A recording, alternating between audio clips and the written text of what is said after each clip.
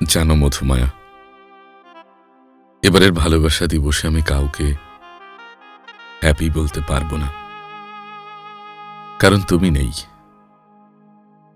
গত বছর এই ভালোবাসার দিনে তোমার হাতটা শক্ত করে ধরে বলেছিলাম, কখনো ছেড়ে যেও না। আজ সেই হাতটাই নেই, শুধু স্মৃতি আছে আর বুকের ভেতর একটা চাপা কান্না। চারপাশে সবাই প্রেম উদযাপন করবে, আর